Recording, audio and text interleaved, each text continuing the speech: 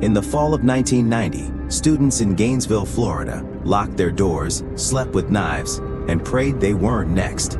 5 brutally murdered college students in just 3 days, posed like trophies, violated, and left behind as if part of some sick ritual. What nobody knew was that the killer was still watching, and this was just the beginning.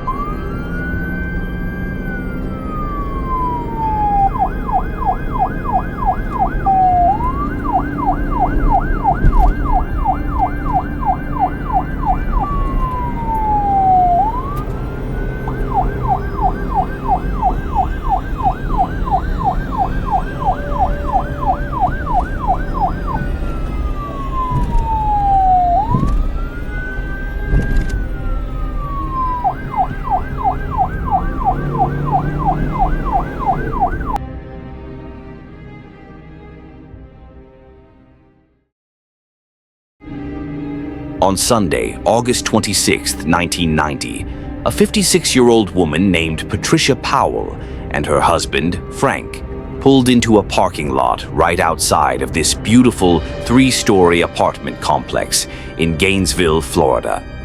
Gainesville is this beautiful little town in northern Florida that is home to the massive University of Florida, which is known for their big-time football team and their big-time college party scene.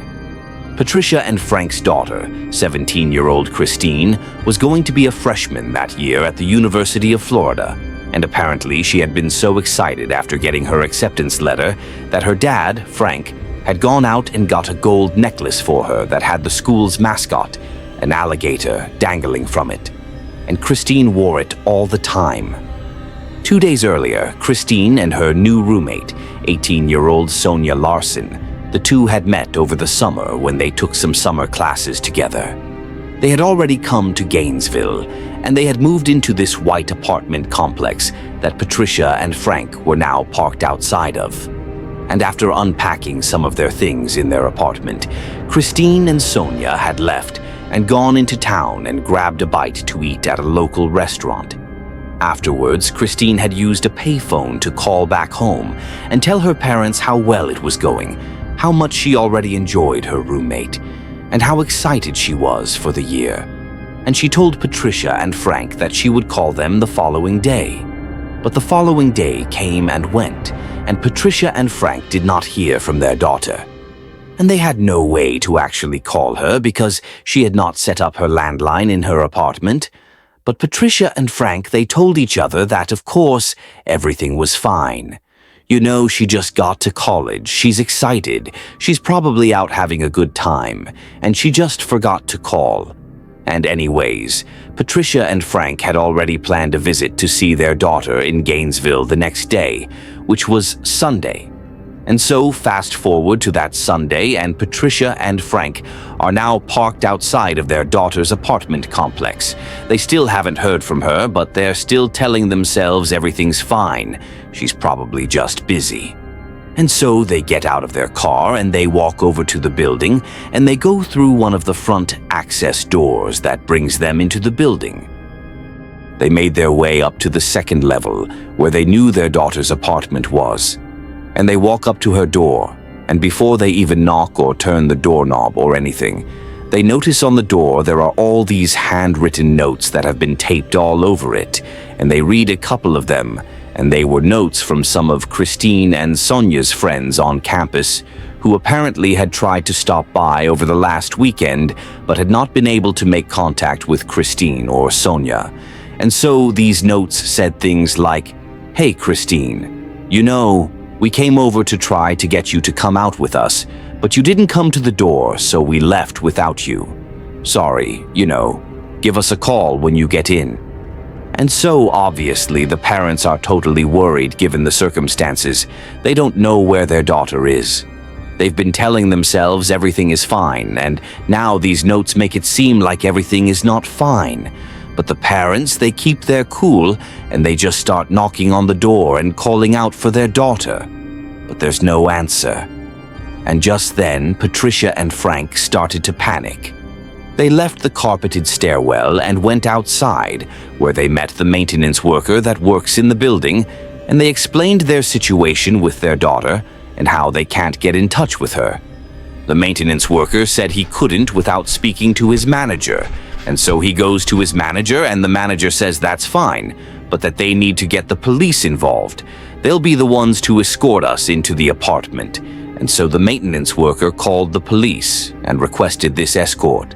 And a few minutes later, a single Gainesville police officer arrives at the apartment complex, and he tells Patricia and Frank that just as a precaution, they need to remain outside. So they stay right outside those front access doors, outside of the apartment building.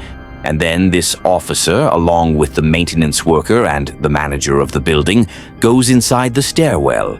They go up to the second floor, and at that point, the maintenance worker gets out his keys. He finds the right one, and he opens Christine and Sonia's door. The door swings open, and immediately the police officer yells out for the two girls, but there's no answer. And so the officer is first into the apartment, which basically immediately opens up to their living room. And in the middle of the living room is a couch that's angled towards the right side of the room, where a TV had been set up. And so the officer, again, as he walks in, is calling out, trying to get the girls' attention, but there's no answer. Behind him are the maintenance worker and the building manager, and they begin making their way towards the right side of the living room, over towards that TV, to see if maybe someone was lying on the couch.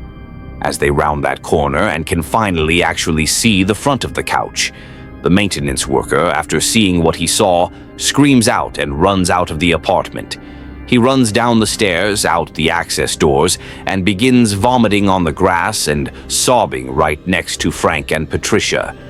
Naturally, Frank and Patricia, after seeing this, are immediately concerned that something's wrong with their daughter.